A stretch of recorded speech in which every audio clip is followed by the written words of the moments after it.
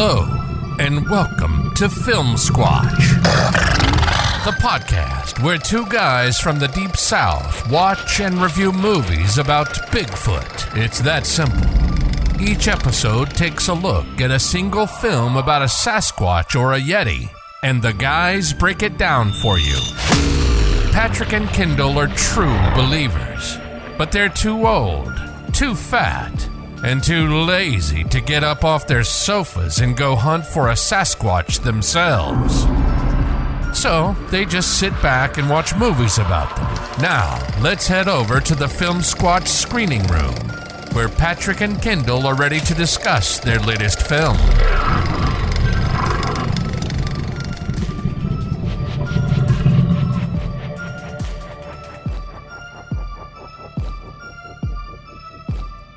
Hey, ladies and gentlemen, welcome to another exciting episode of Filmsquatch, starring yours truly, Kendall Fontenot, and with me as always, ready and steady, Mr. Patrick Bennett. How are you doing today, Patrick? Awesome, Kendall. How's it going? It's going pretty good. Although it's the beginning of summer, we're recording this episode at the beginning of summer. There's a chill in the air for tonight's episode, and we're going back all the way to 1977. We're sitting in the living room. We've got the big box TV, with the wood all around it, the wood frame television. Console. Yeah, you're the remote control. Yeah. And the big RCA console taking up half the living room. and we're settling in for an adventure starring three massive stars. Bo Svenson, who is literally a massive man. And of course, the Snowbeast and Sheriff Clint Walker, or Sheriff Paraday, played by Clint Walker, another massive guy. So we got the Snowbeast from 1977, starring Bo Svenson, Robert Logan, Yvette Mimieux, and Clint Walker. And this was a TV movie, right? It was made for TV. And I'll tell you, let's see, I got in my notes. It came on Thursday night, April 28th, 1977. It was the Thursday night at the movies on NBC. And Kendall, I want to tell you something, bro. I was there. I remember watching this on TV. I remember how excited I was because, the trailers, the teasers would come on TV all week. And the TV guide had a little thing about it. And I was so excited about this coming out. I remember begging my dad to let me stay up late and watch this movie, and he did. We watched it together, and I can vividly remember watching this movie. Well, I don't remember watching this movie because I was almost a year old. In April of 1977, I was just a few months shy of 1 year. But I'm sure my dad was watching this film too. This TV movie as well. Probably so. Yep.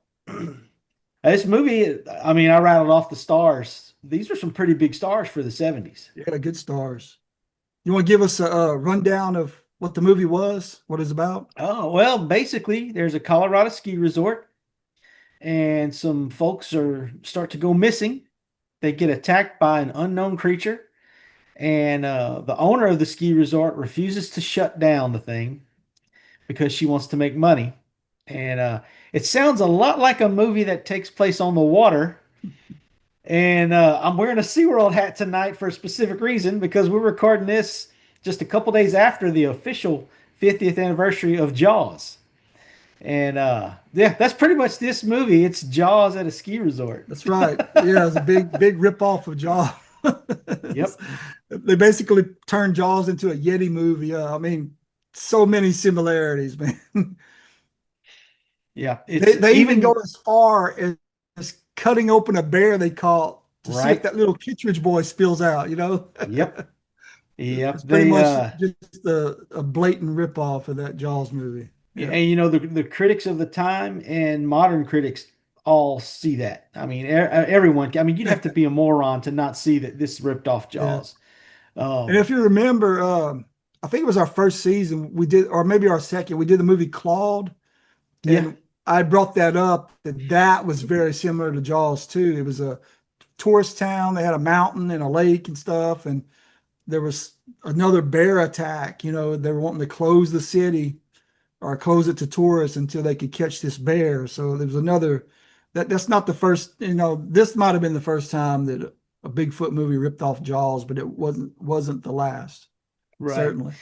And you mentioned the similarities. They even did the point of view shots from the creature, just like they did the point of view shots from Jaws swimming in the water to save Yeah. money on special effects, so they wouldn't have to show that big terrible shark plodding along in the water. They did the exact same thing with the creature in this movie. But that being said, it's still a fun movie. Yeah. And man, this movie, just rewatching it, has brought back such fond memories. I was telling you, my dad's the big console, RCA TV. I remember laying on the shag carpet. He had orange and green shag carpet. And I had these big old pillows off the sofa, and I was on the floor, with them piled up, watching this movie. Vivid memories of it. But I'll tell you, 1977 was a fantastic year for me. I'll tell you, that's the year Star Wars comes out. Okay, that's the year the Atari console came out. Just in movies, we got Saturday Night Fever with John Travolta dancing to the Bee Gees. It was all about disco back then. We had Smokey in the band with Burt Reynolds. Driving that Yep. that what do you have, a Trans Am with the bitty Pontiac, chicken yeah. on the hood. I love that car. But yeah, stuff like that was coming out. I'll tell you some of the stuff in 1977 that I was watching on TV, just kind of setting the times when this movie came out. Happy Days, Laverne and Shirley, All of the Family, Charlie's Angels was out. The Rockford Files, that was a big one. I'd watch it with my dad every week. And of course, my favorite TV series of all time, The $6 Million Man, was still on the air.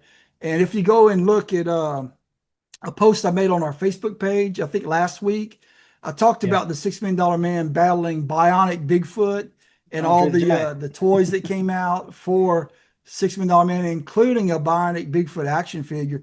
And this was stuff I was collecting and playing with before Star Wars. That juggernaut hit the toy market. Yeah. So before Kenner started going Star Wars, they were really lucratively making $6 Million Man toys. But I think me, like every other kid in the 70s, once Star Wars hit, we dropped all of our other toys. Forget Evil Knievel, forget $6 Million Man. We wanted the Star Wars toys. And I know I'm rambling. I'm getting far away from Bigfoot right here. So reel me back in, Kendall. All right. Let's start off talking about the cinematography in this film. All right. There is a lot of skiing in this movie. It's basically a lot of filler, a lot of shots of skiers, a lot of shots of going through the forest on skis. Yeah. That they've got the gosh, I'm a Louisiana boy. What are they called? I want to say speeder bikes, the snow bikes. What are they Yeah. called? Snowmobiles. Snowmobiles. Yeah. Yeah. We don't have those down here. No. The cinematography, it wasn't exceptional by any No. means. But back in the 70s, it was a TV film crew. It is what it is. That's Yeah. what you got back then. But this movie had money because you just look at the main cast, the four main Yeah. actors we talked about. There was money behind this. So it might Yeah. have all went to the cast and not the Not the creature. cinematography and stuff, the crew, but they did have some money. There was you could tell it was a big budget for a TV movie back in the day. Yeah. One of the things that I liked about it was during the attack scenes, because obviously, I mean, this was a made-for-TV movie, so they couldn't really show much of anything. Right. I loved how they would cut to like a red, almost like a bleed-out screen, Yeah. and you could tell that was a commercial break. They were going to commercial Right. break, and I thought that was a real effective tool that they used since they Yeah. couldn't show, someone get their head ripped off or something like that. You would maybe see the hand Yeah. grab somebody if you saw that much, and then that was it. Yeah. But I thought it I'll was tell you, very there's a effective. lot of shaky camera shots, like Yeah, really, really shaky. And this, of course, this was before the invention of the Steadicam and stuff. So they did what they could do. And but I'll tell you what, the lockdown shots on tripods, like of the actors, like in a cabin or in a restaurant or something, they look pretty good. They're pretty yeah. solid. But it was just the outdoor with the handheld cameras. It looked very shaky. But There were a couple of shots other than with that, I the mean, it was okay. It was adequate for a 70s movie, TV yeah. movie. There were a couple of shots that take place in a restaurant at the resort, and it's a two Right? shot. It was Yvette Mimieux and Robert Logan, and then Bo Svenson came in later on, and I like those. Those were some very well shot scenes. I thought they did real good jobs on them. I know that sounds ridiculous to point that out, but that those images stuck with me for some reason. Don't know why. Let's back up for a second and talk about these main four actors. Okay, you're talking about Bo right now. We have Yeah, a connection to Bo. we do. We do. Since the two of us are directors on the Lake Charles Film Festival, it's been a few years back. He actually submitted a screenplay into our competition, and he Okay. won an award. I can't remember if it was first, second, third, what, but I remember. I mean, I initially look at all the screenplays when they come in, but then I pass them to the judges. But Right. I do remember seeing his, and I think it was like a martial arts based movie about a young guy out in the hood or something, like not in the hood, but he was traveling to like a little Texas town or something. Yeah. Anyway, that's all I remember about it. It had a lot of action stuff in it, but it was him. It was Bo. I thought that was cool. Yeah. And Yeah. Of course, he also played Buford Pusser in the yeah, Walking in Tall two movies. sequels. Yeah, Yeah, in the part Walking two Tall and the sequels. final chapter, which final chapter came out same year as Snowbeast, Yeah. 77. Yeah. I remember Yeah. watching those. And then of course for me the most recognizable star for me was Robert Logan because of the adventure the Wilderness Family movies. Right, he did the Um Wilderness Family movies. I thought he was really good in yeah. those movies and in this one. I thought he Yeah. was, out of all the actors in here, to me, he probably did the best job. The rest, I mean, I like the other ones, but some of them were kind of cheesy. Well, and I like Clint Walker. I mean, Clint he's been in a Walker. ton of stuff. I felt like he was wasted in this movie. They really didn't need him. They had a big man Yeah, already. They didn't need two big men in this they movie. did. They did. Um, But you know, I'll tell you what about Clint Walker, man. I love that guy. He played in so many TV westerns yeah, and you know movies and series. He was in a lot of good movies. He was in what was the war movie with all the Dirty Dozen? I was going to say there all it is. the 12 people to dig Dirty Dozen. Yeah, he was in Yeah. Dirty Dozen. He made what was the he was fighting a grizzly bear. Night of the Grizzly, was that it? It was the Grizzly, But he wasn't it? did Or movies. In Grizzly? fact, he did what was the series he had? It lasted like 7 seasons in the mid to late 50s, and it carried over into the 60s. Cheyenne. He played Cheyenne Bodie. That was a good Yeah. series. He was such a huge guy. I'll tell you, I met him. It had to be at least 15 years or longer. I met him. I went with my dad to Mississippi or Tennessee. I can't remember where, but I think it was in Memphis.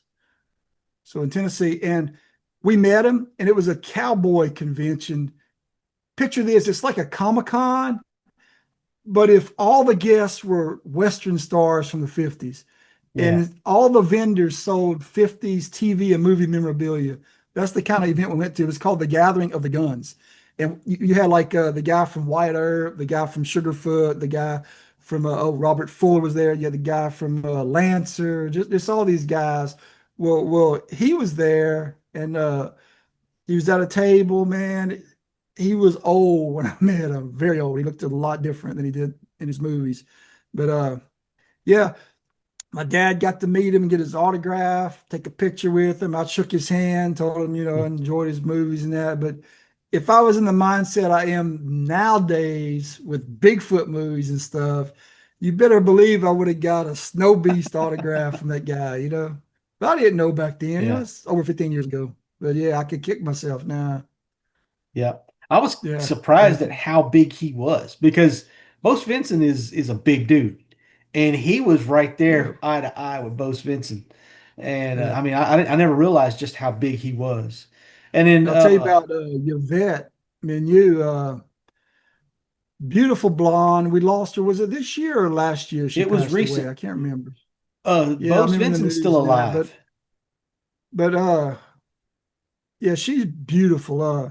Of course she played in the original The Time Machine. She was the female lead in it, you know, that Rod Taylor Yeah. takes with them through time, you know, that help they have to escape from the what are they called? The Milox or The Morlocks, Molex or the whatever, Morlocks. Mentor. Yeah.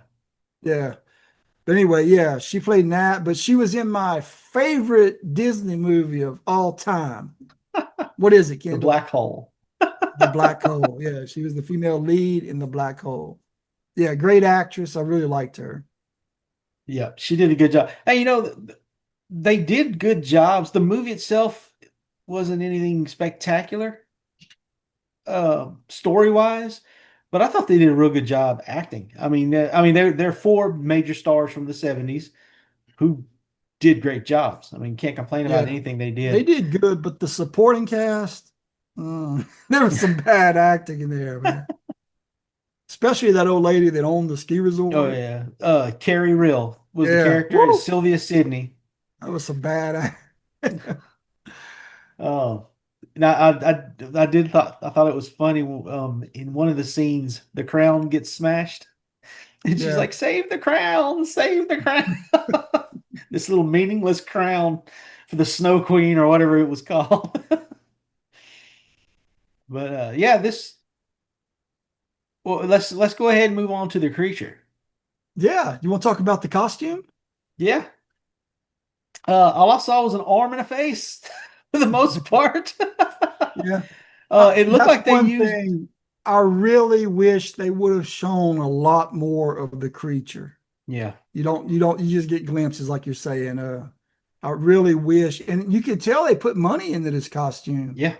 So I don't know if they thought it would be too scary for television to show the whole thing or what, but it was awesome. There are And pictures of it. yeah, and if you go look, anybody that Yeah. hears this, go look at our Facebook page. I think it was last week. I posted a Behind the Roar, a new series we're doing of photos. I think it was on Tuesday. I'm gonna start it.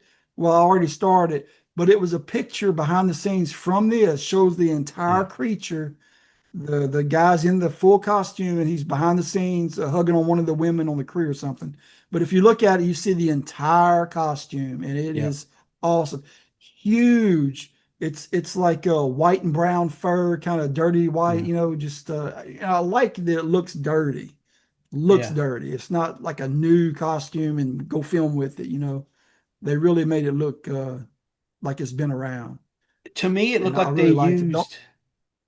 I don't know if they used actual fur or if it was fake, but it looked like gray wolf hair yeah, to like me. a yak. I mean, it was fluffier or hairier than a gray wolf, but Yeah, it like was a that kind yak or of something. discoloration. The gray, Yeah, gray, but grays I and noticed it. whites.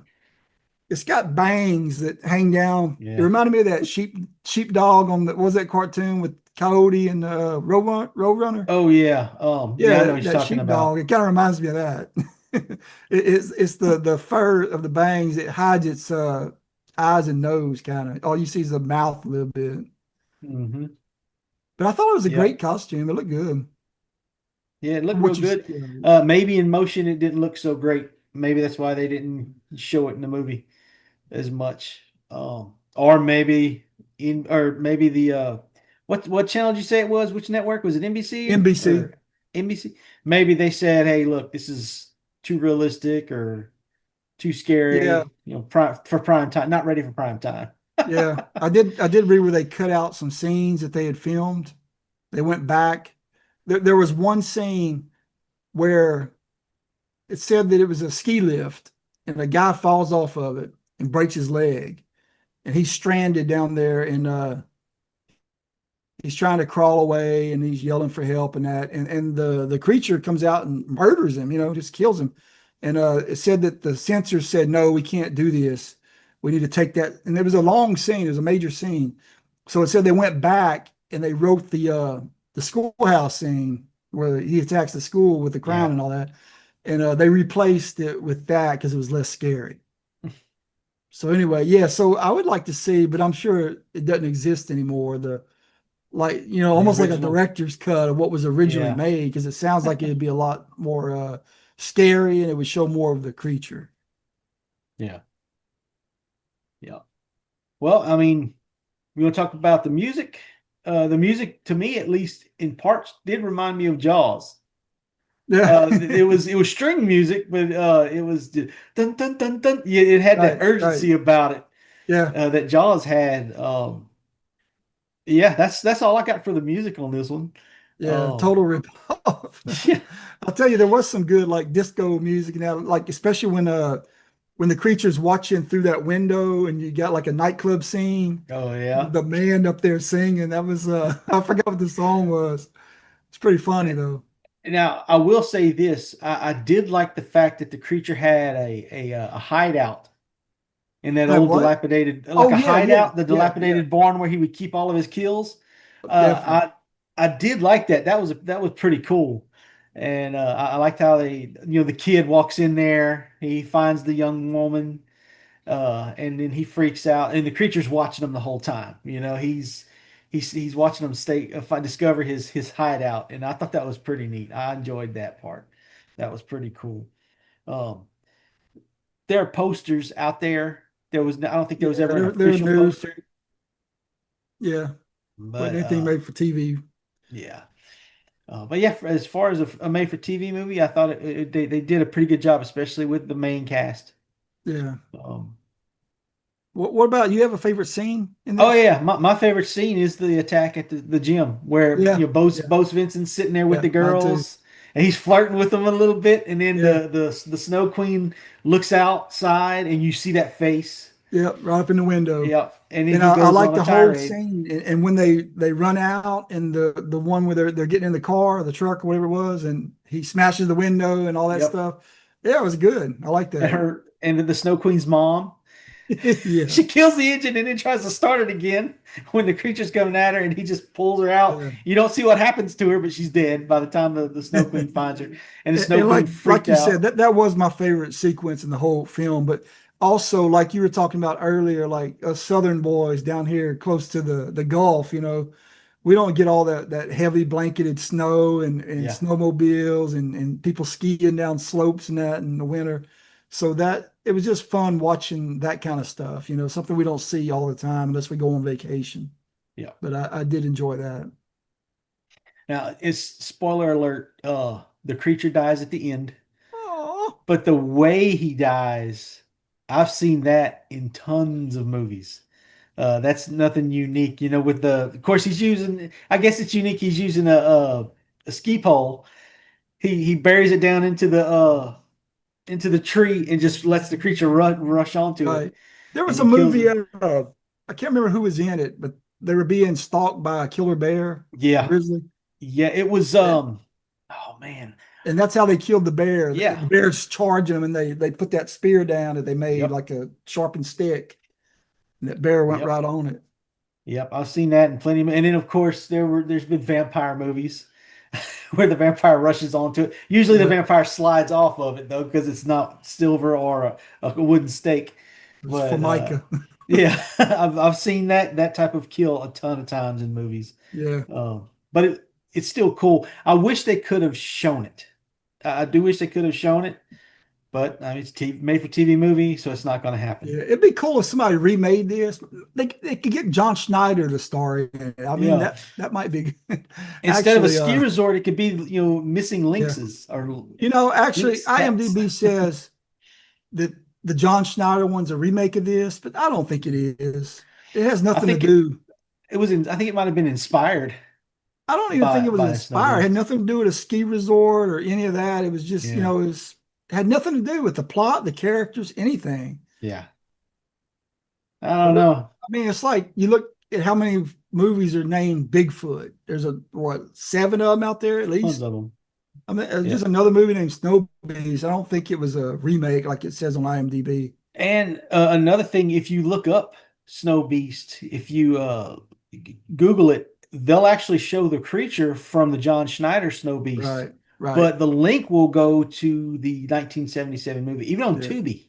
If they're you go mixed on up. Tubi and look up, it'll show this 19.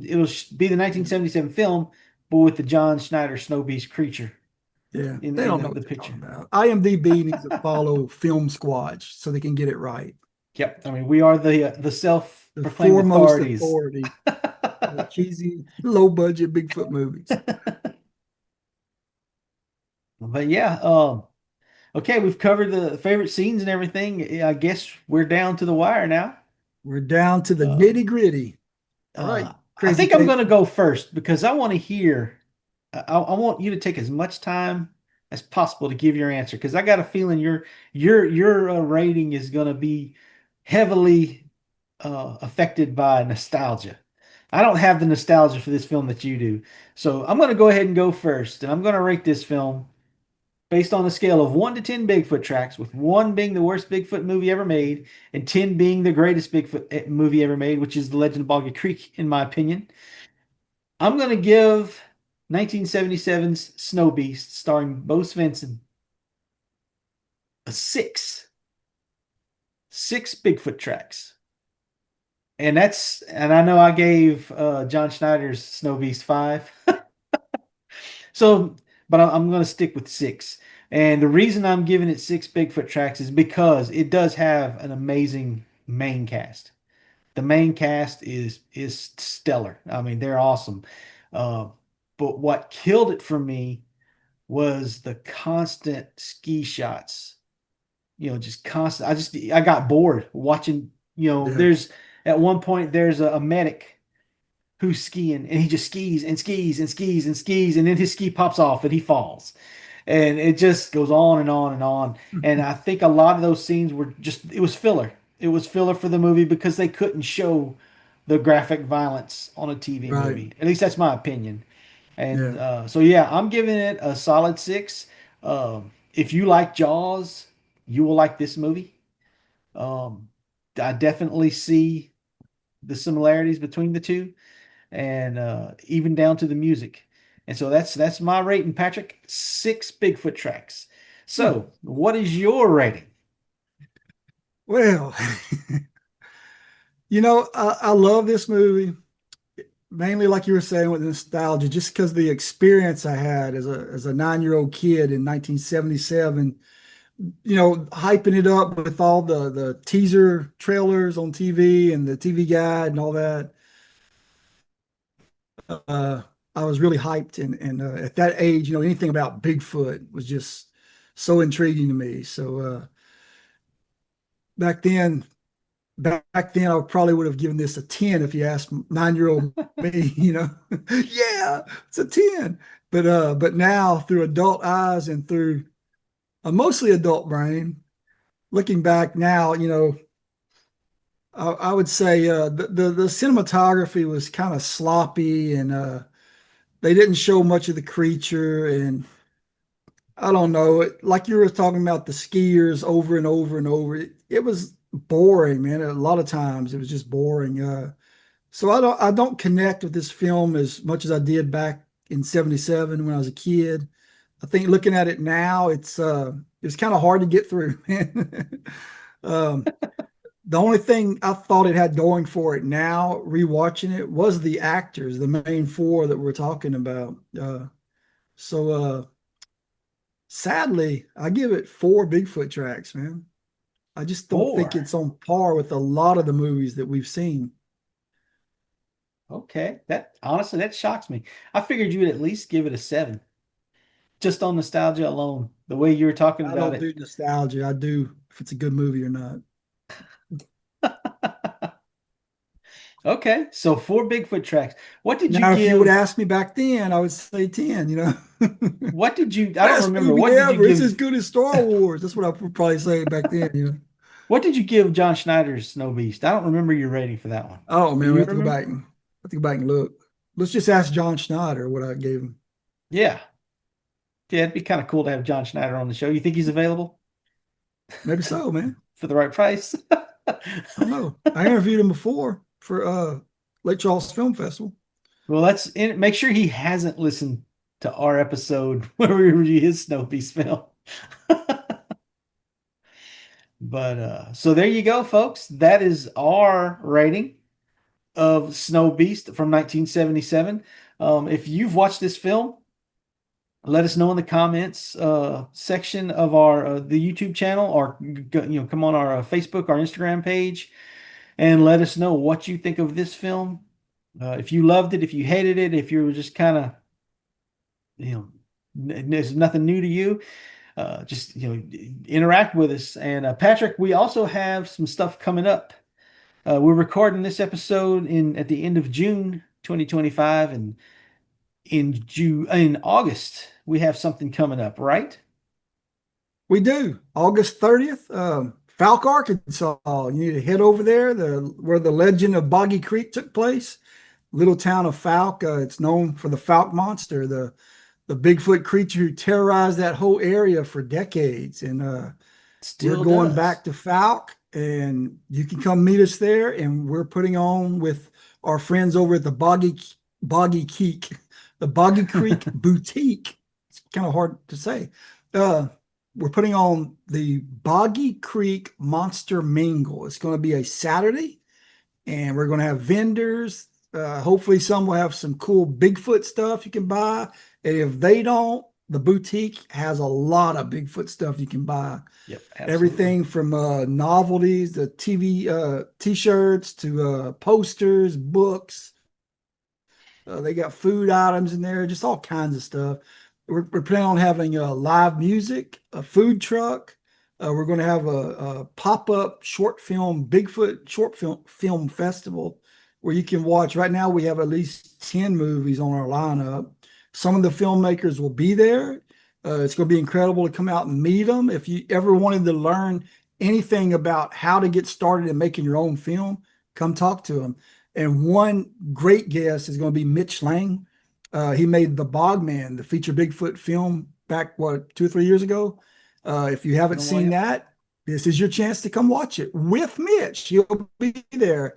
And I'm sure he's going to have some of his crew there. They might even have the Bogman costume for photo ops. We'll see. Maybe. We'll definitely twist his arms if we can't get Bogman himself out there. And a big surprise from Mitch is he's been making a prequel short film to the Bogman, and it's called Bog Manifest, and it's about Bogman, but in the 1800s. It's a Western. So you want to make sure you see the premiere of this short film at the Boggy Creek Monster Mingle. So Absolutely. anything you want to say about the Monster Mingle? Man, look, I mean, I'm proud to call Mitch a friend. If you're interested in getting into filmmaking, or if you're looking, for any kind of advice on how to make a movie, he's the guy to talk to. Um, Mitch, he started his films with nothing, and he's become very successful with his movies. He's got I don't know how much I can say, but he's doing very well. Uh, Mitch has movies that are available to stream now. He's doing great. I mean, Mitch is a cool guy. Um, I can't say enough about him. He really is a cool dude, and I'm glad to call Yeah, him a he's friend. awesome. And I can't want wait to to see say him he's again. so humble. I mean, if you have anything you want to know from Mitch, he'd be glad to share it with you. He doesn't keep any Absolutely. secrets or anything. He loves helping other filmmakers, loves it. And in fact, Absolutely. with that said, he's helping us with our short film project that we're doing as Filmsquatch. We've got a short, and Mitch is our lead actor in it. And in fact, we're going to be getting together with Mitch this weekend to scout out some locations and stuff. So we're gearing up to shoot that in October. So we'll have a lot of Absolutely. info on our website and social media pages about that production. So follow us on that. Hey, I Yep, want to and we're give gonna a be shout there. out, Kendall. Yeah. Last time I was giving a shout out to all the countries and stuff following our podcast who Yeah. download regularly. I want to give you this past 2 week period. Ireland has climbed up to the number 2 spot. Of course, the United Uh-oh. States is always the number 1 listeners. They carry almost 75% of our listeners, but right behind them is Ireland, then the Ukraine, then the Ukraine Netherlands, moving in then third. France, Germany, Hungary, Aruba, and Bangladesh. Oh, So I thought that's you were our gonna top say listeners. Right Aruba, now, we've Jamaica. got this Who I past two want to take weeks, we've there. had people from nine countries listening That's to us. awesome. So Well, thanks to yeah, everyone listening all over the world. Thanks to Ireland.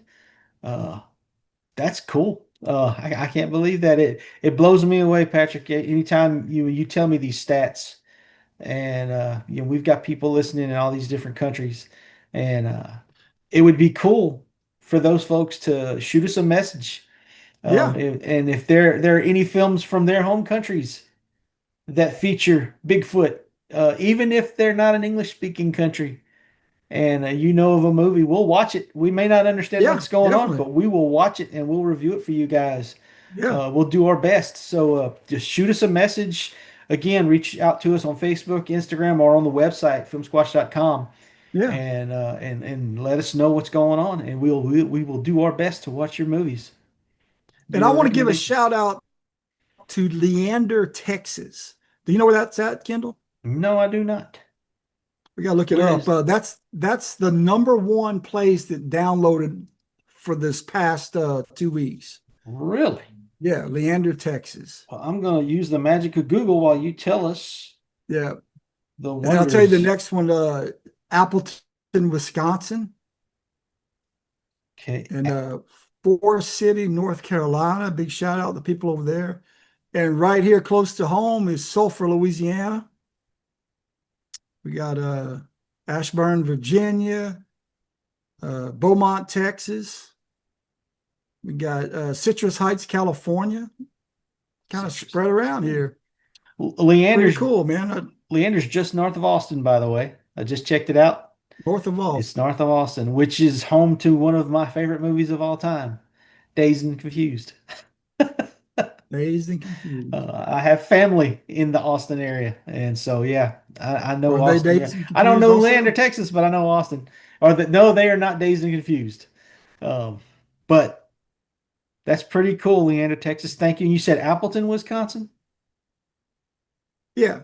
Okay. I wonder if that's anywhere near Point Place from that 70s show. I know Point Place isn't a real place, but I know it was made up for the show. But that's another one of my favorite things is that 70s show. Um, but yeah, so you guys, we really appreciate y'all listening to us. We really appreciate y'all sending us messages or seeing Yeah. us in places and telling us how much you like the show. So far, we haven't had anyone complain, to my knowledge, face to face with you or I. So hopefully that we keep that going.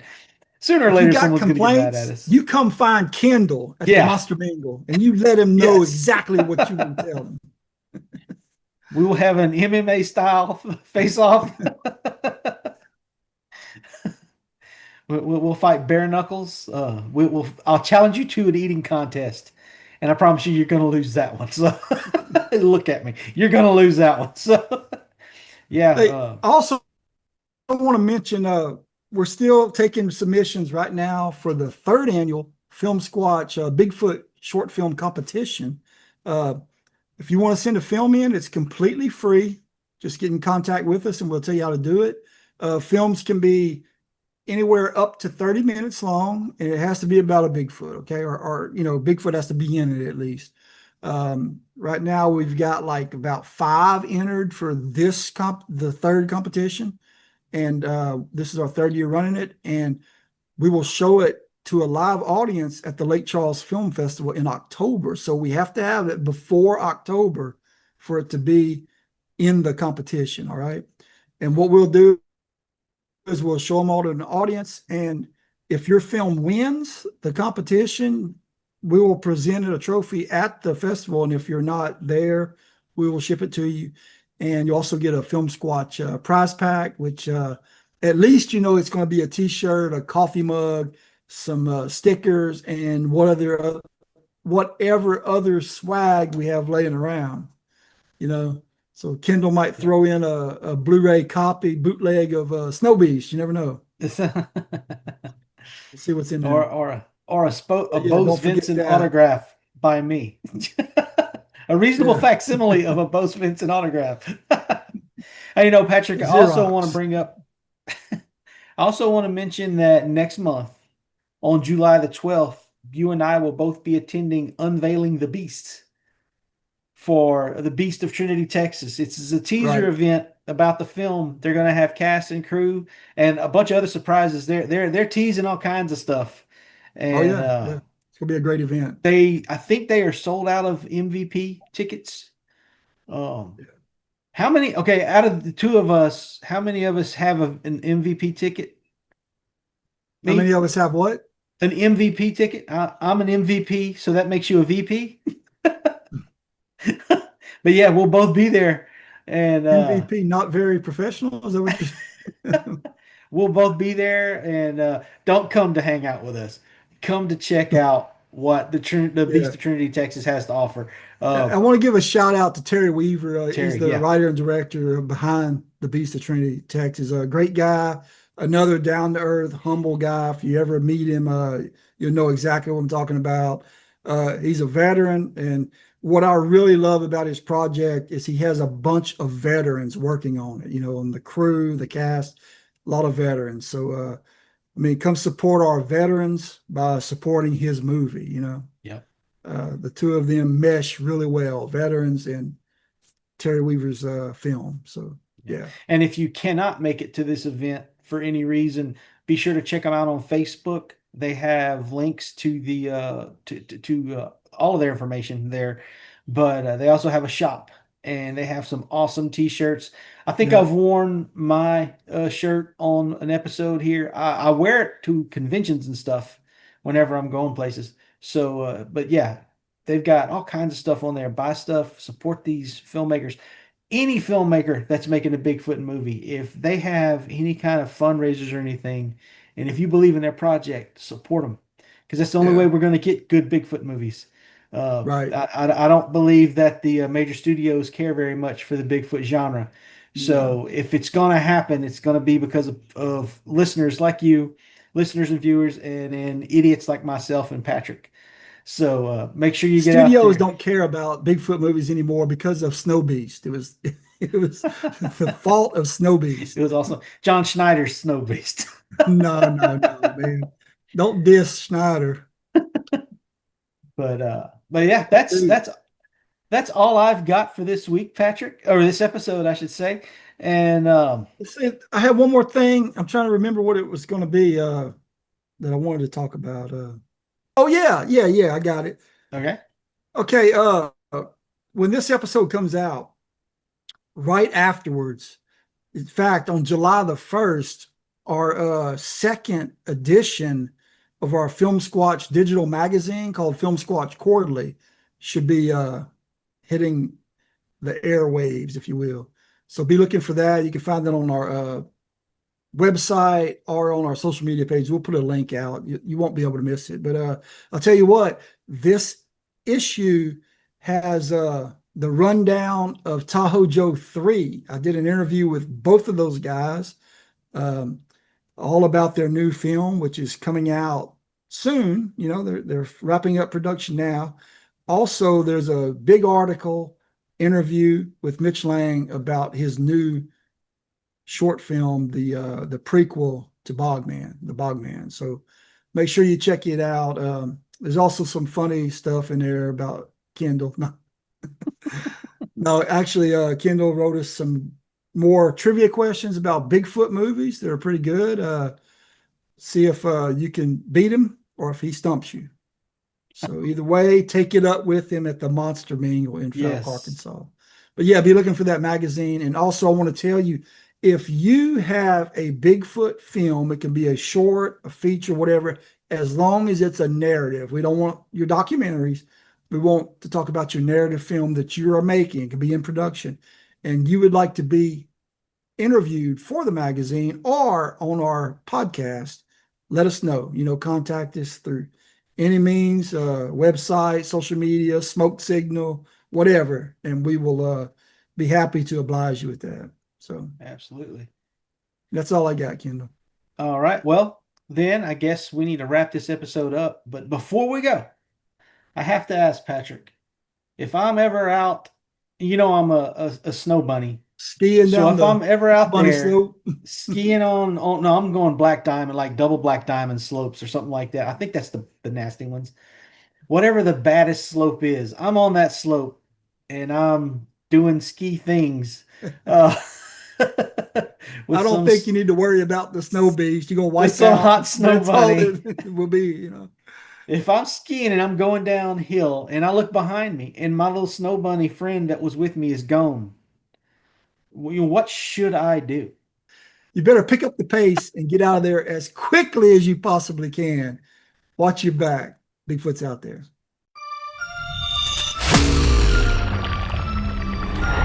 Thanks for listening to another episode of Filmsquatch. If you like the podcast, please leave us a 5-star review and tell your friends about us. Make sure to like us on Facebook and join in on some of our interactive discussions.